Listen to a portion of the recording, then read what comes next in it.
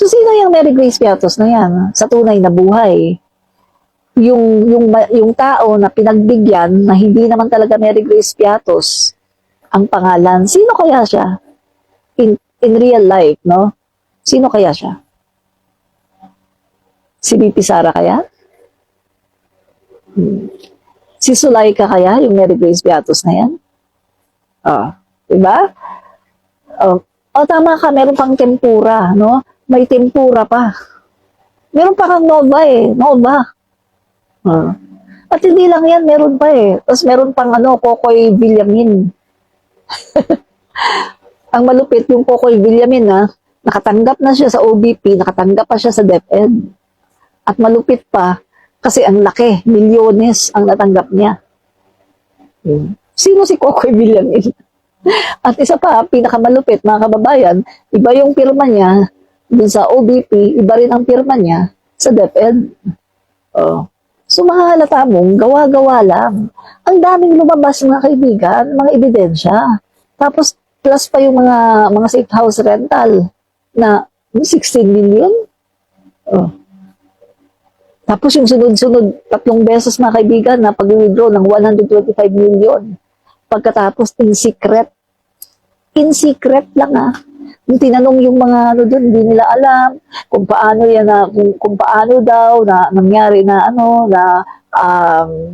withdraw, hindi nila alam kung kanino daw binigay, hindi nila alam kung paano na disburse yung mga pera.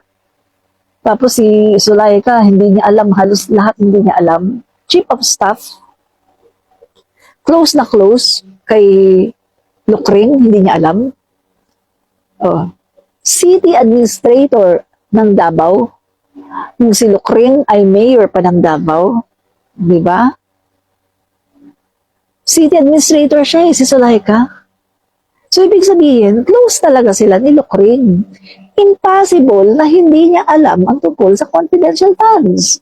Yan ang dahilan kung bakit siya ay na-contempt dahil mula nung nagsasalita siya, mula nung umaga, hanggang malapit na yung mga kaibigan, yung pagtatapos, puro siya pag-iwas, may mga pagsisinungaling, tapos kini-question niya yung power, yung authority ng House of the Representative.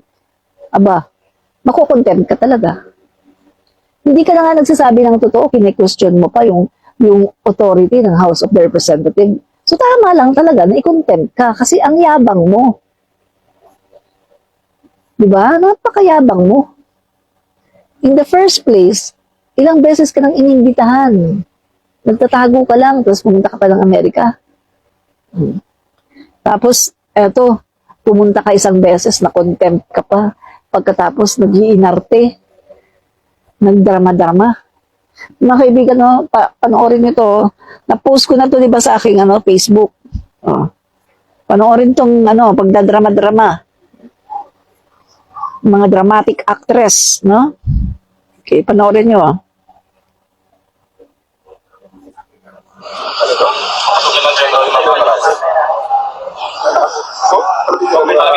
Ulitin ko,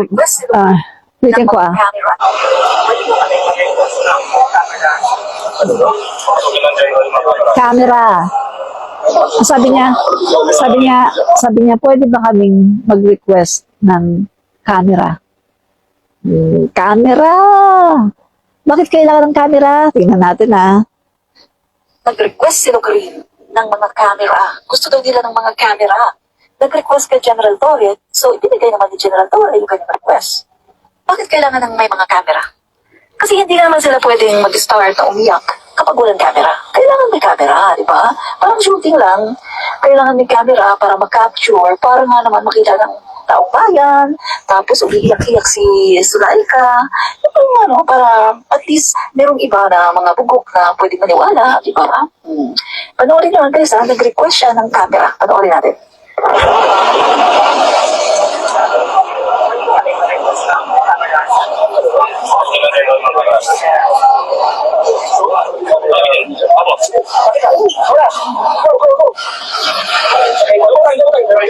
Release mo kami dyan. Release. Oh! Ano sa release ka naman? Kapit ka! Release mo kami dyan.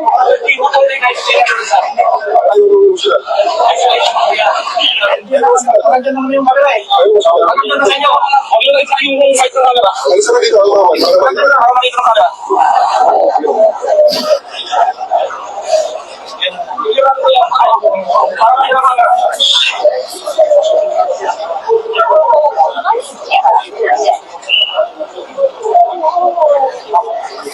Ayun na ang camera.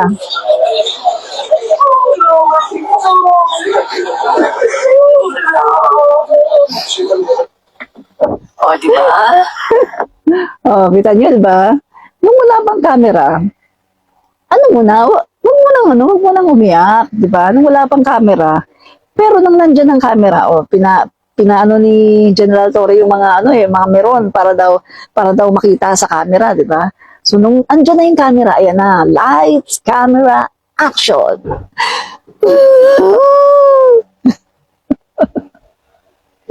Ayoko na.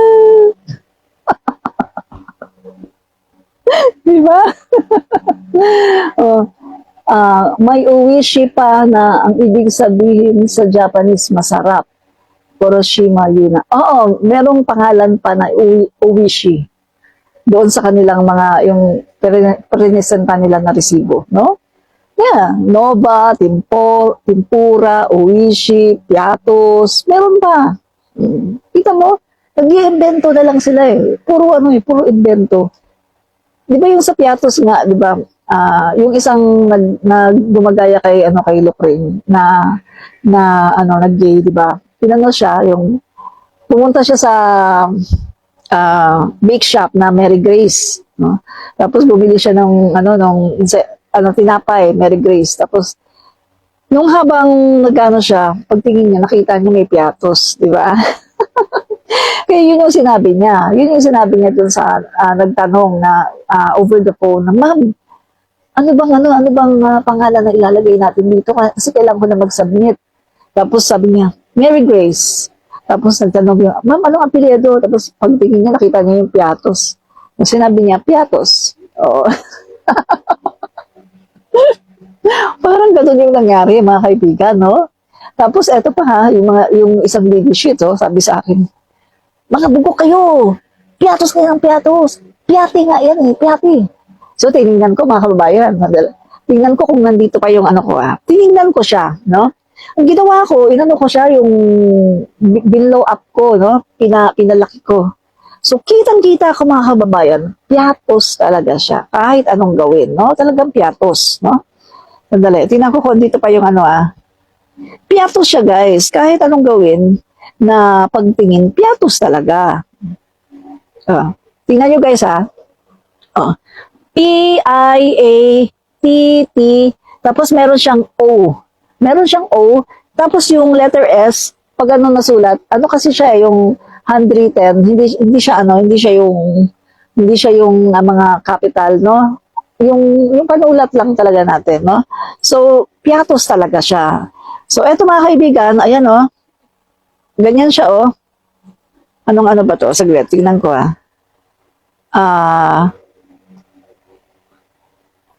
okay. Anong font ba ito? Font. Ayan mga kaibigan, kita nyo? Yan ang ginamit ko na font.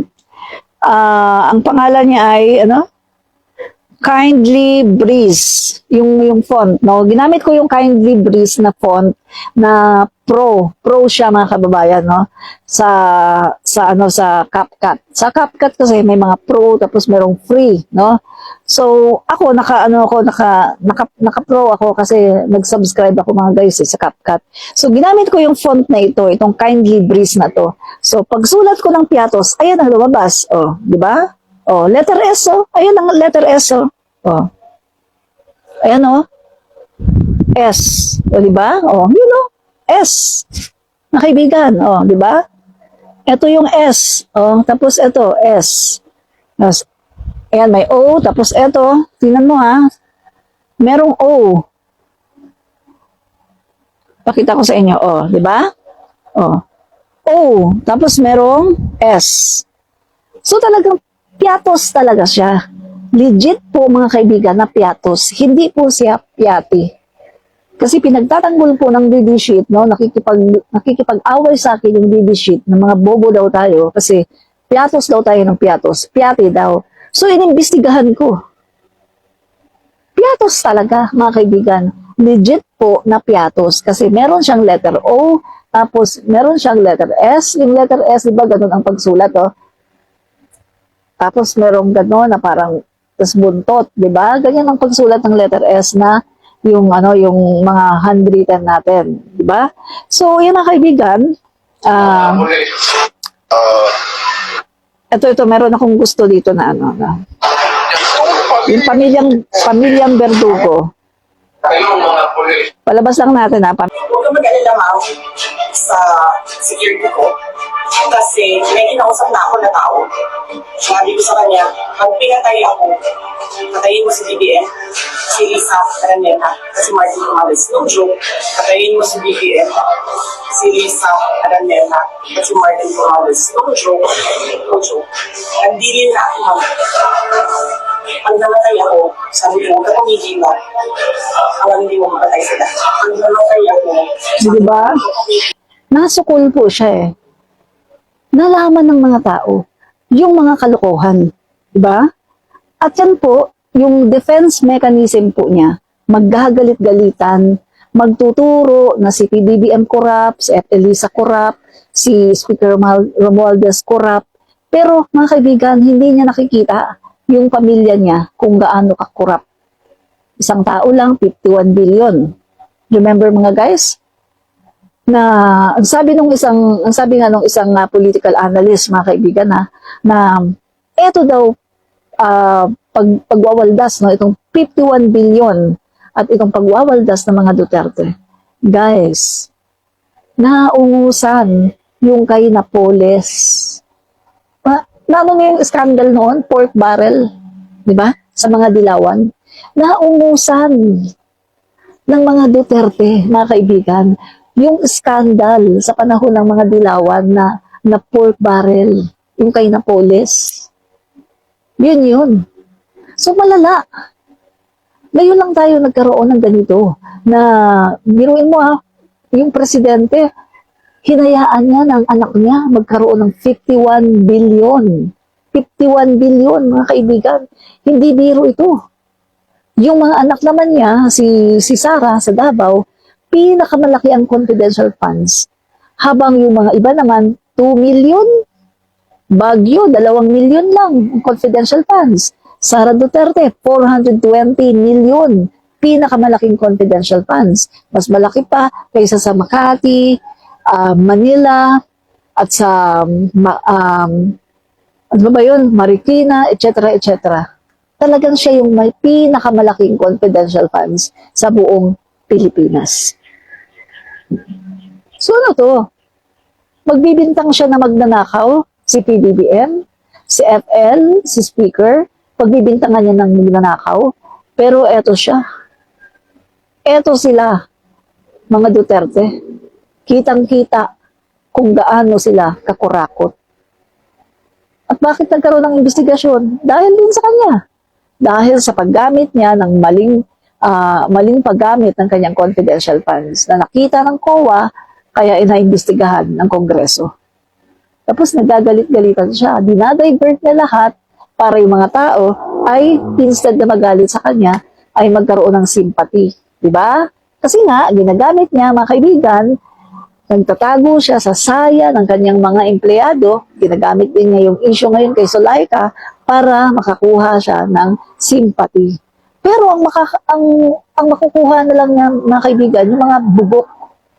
Makakakuha siya ng sympathy sa mga bubok ng mga Pilipino. Mga Pilipino na hindi nag-iisip, na madaling mabudol. Pero yung mga Pilipino na nag-iisip, mga matatalino, aba, marunong tayo mga kaibigan at hindi na tayo magpapaloko sa mga ginagawa niya. Deja dormio, ma'am, pang-famas daw. Correct, pang-famas talaga, no? Crystal May, gawin lahat na patalsikin. Patalsikin natin yan, no? Mga kababayan. Yan. Irene, ano yun? Davis Balon Almero, Irene Salvador Thomas, but they cannot get the sympathy of the Dilawans and the Filipinos because they like more PBBM than the Dutertes. Oo nga po, no? Yan. So dito mga kaibigan, no? Tuloy tayo. So dito sa ginagawa po ni Sara. Kita ko sa kanya parang kuramintado, no? Yun yung exact term, kuramintado, no? Nagkukuramentado na siya. At sabi nga niya, I have nothing to lose. Tama siya, wala na talagang mawawala sa kanya. Kasi nga, kita mo naman, no? Pinakita na niya lahat ng kabastusan, lahat ng pagiging masamang ugali, pinakita na niya lahat eh. Ang masama nito, meron siyang mga anak. Ano kaya ang magandang ituturo niya sa anak niya? Tapos yung anak niya, siyempre mag-aaral yan. Mabubuli pa yung anak niya. Tapos, ito pa mga kaibigan, may lalagay siya sa history ng Pilipinas. Na nakakalungkot, malalagay sa history ng Pilipinas na nagkaroon tayo ng isang vice-presidente na may sapak sa ulo. Psychopath. Na nagbabanta sa ating Pangulo, gigilitan daw ng leeg, papahukay daw si Apu Lakay, itatapon daw sa West Philippine Sea. Pagkatapos ngayon, eto na naman. No? Yung sinasabi niya na ipapatsugi niya si PBBM, F. Elisa, Speaker Martin. Tapos guys, ang hilig niya ang hilig niya mag-marites. Kapag galit siya, kukwento-kwento siya, kaya siguro yung mga sekreto nila na kikwento-kwento siya, lahat ng mga paninira, ang hilig niya mag-ganon, mga kaibigan, no? Bakit hindi niya kaya ikwento yung sarili niya? Ang hilig niya ikwento yung mga sinasabi ng iba, pero yung sarili niya, hindi niya maikwento. Diba? Grabe talaga mga kaibigan, no? Sino to? Si Kushina Sheila, humirit ka na naman. Hindi magiging pangulo si amo mong Tambaloslos. Layo-layo pa ng 2028 election. Paano mo masasabi? Ang layo-layo pa ng eleksyon. Huwag ka munang magsabi ng kung ano-ano kasi 2024 pa lang ngayon. Hindi natin alam kung anong mangyayari sa 2028. At isa pa, ang pagiging pangulo, eto sasabihin ko sa'yo, destiny yan. Kung magiging pangulo ka talaga. Yun, no? At eto, si Inday Lustay, sa nakikita ko ngayon, sa mga lumalabas ngayon, hindi na yan iboboto ng tao. Unang-una, incompetent, DepEd lang, hindi pa niya naayos. Nanghingi siya 100 billion to solve all the problems in basic education. Binigyan siya almost 1 trillion, hindi naman niya na-solve. Di ba? Biruin mo yung ipinangako niyang 6,000 plus na mga classroom, ilan ang na-deliver? 100 plus. 100 plus only. Diba? May ako dyan. Sadali Ilan natin yung ebidensya natin Grabe si Inday Lustay. Kaya, kayong mga DD sheets, wala kayong panama. Talagang yung Inday Lustay nyo,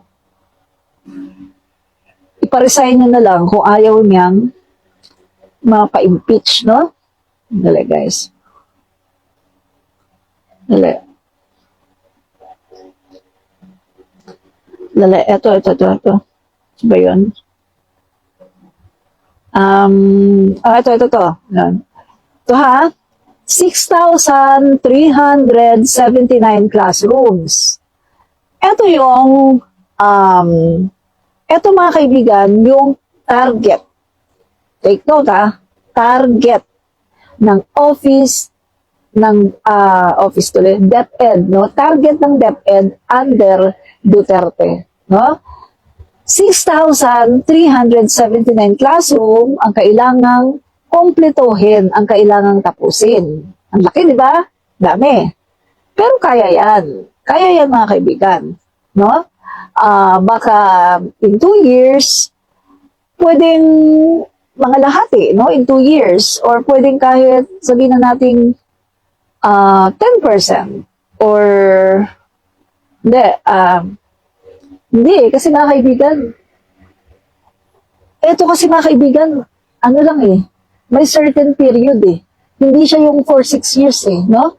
So, mayroon siyang certain period, mga 1 to 2 years, mga 1 to 2 years lang ito kailangan ang matapos niya, 6,379. Pero ilan ang tinapos niya? Ang tinapos lang ni Lucring ay 192. Ang layo, di ba?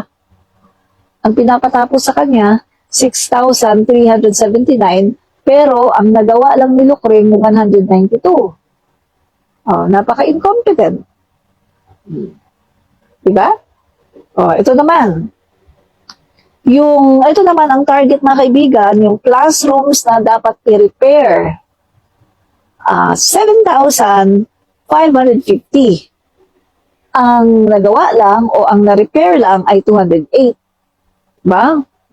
Grabe, diba mga kaibigan, no? Sobra. Tapos ito mga kaibigan, no? Disallowance, 12 million point 900 hindi, billion pala ito mga guys. Billion. Grabe ang laki pala ng kanyang disallowance. So, in suspension, disallowance and charges, which remained unsettled. 12.297 billion. Ito naman yung unliquidated cash advances.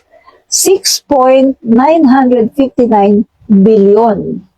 At ito naman yung delayed, partial, non-implementation of various programs and activities and projects, 15.486 billion. Ay, napaka-incompetent ng gaga.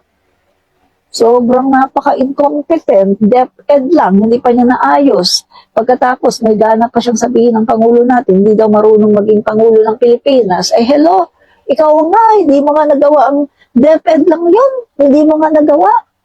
Tapos may gana ka pang pulaan ang Pangulo natin na hindi marunong maging Pangulo ng Pilipinas. Hello, tingin-tingin ka muna sa sarili mo bago mo pulaan ang Pangulo namin. Kasi at least ang Pangulo namin, ang dami na niyang nagawa. Guys, yun nga lang na i-deliver niya na mga housing units. Alam niyo ba mga kaibigan, umabot na siya ng almost 2 milyon na housing unit. Kasi mga kaibigan, hindi pa eksaktong nagdadalawang taon, nakapag-deliver na siya ng 1.5 million, ay 1.2 million.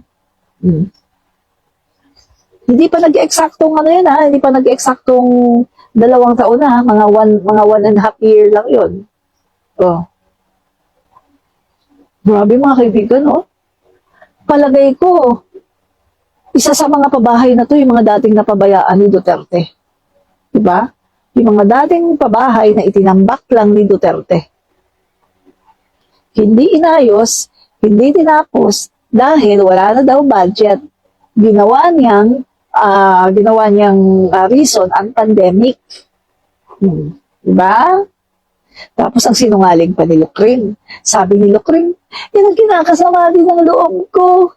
Kasi kaya nga ako tumakbo sa picket ng unit team dahil sa continuation ng build program ng past administration. Pagkatapos eto, hindi tinuloy.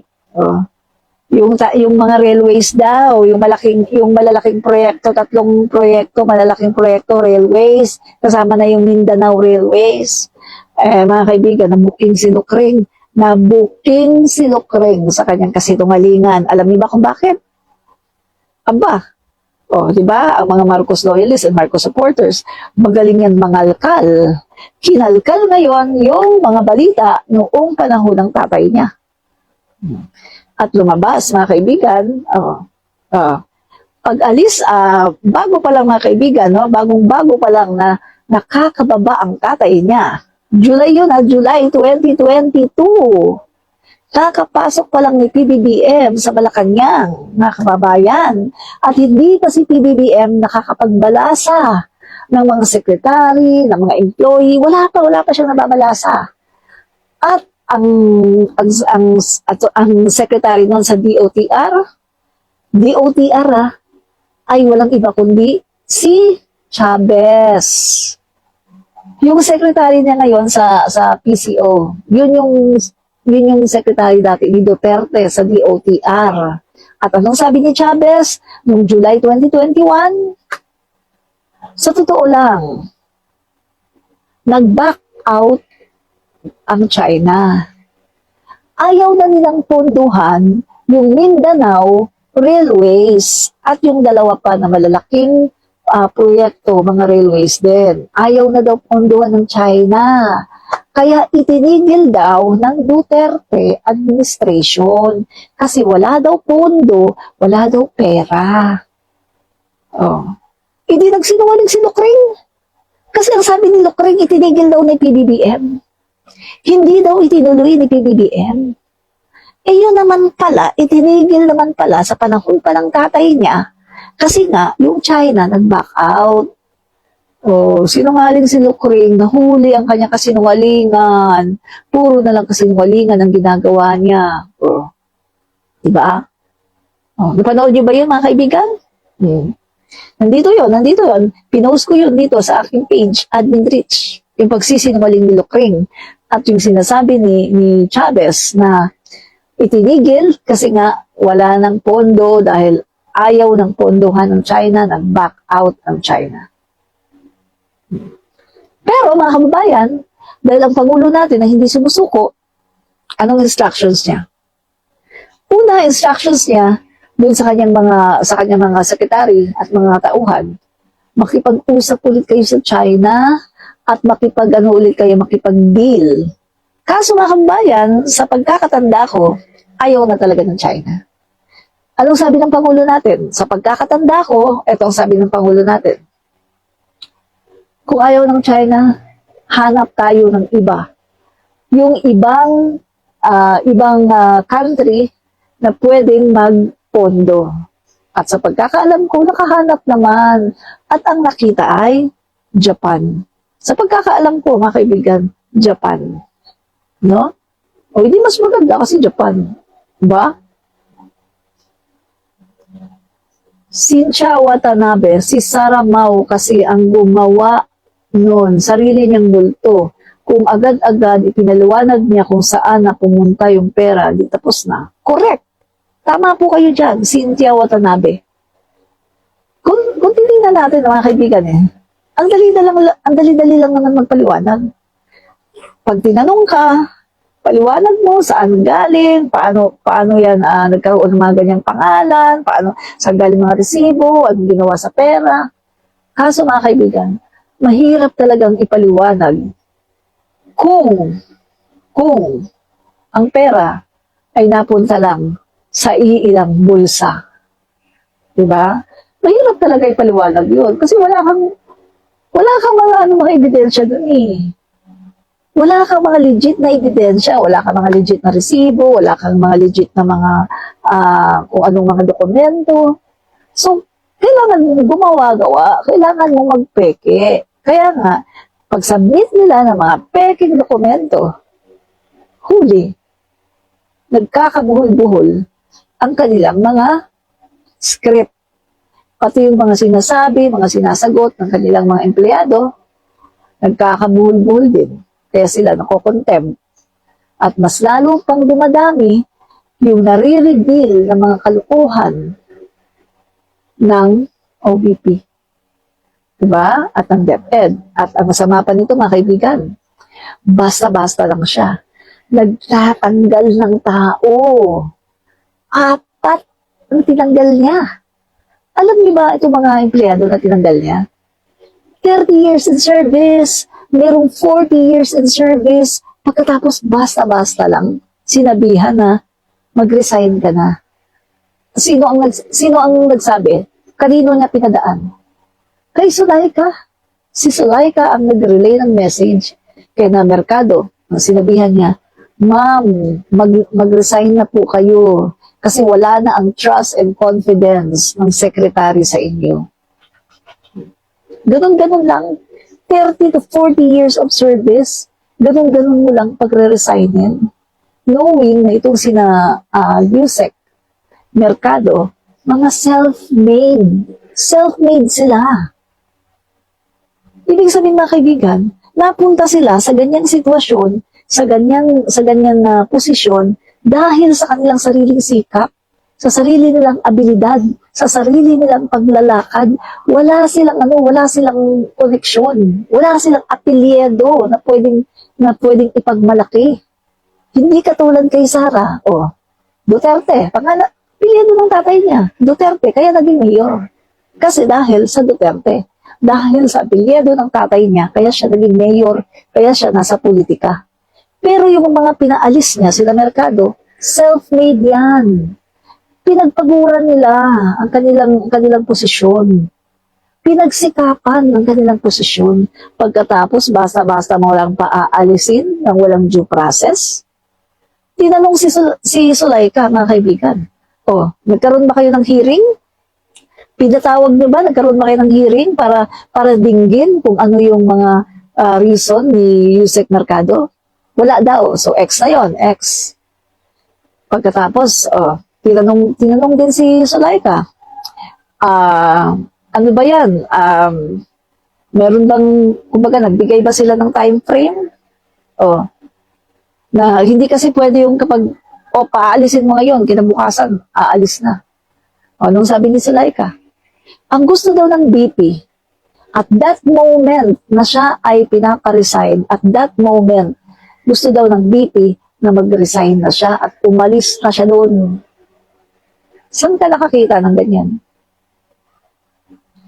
Guys, ang alam ko, di ba binibigyan pa yan ng 30 days?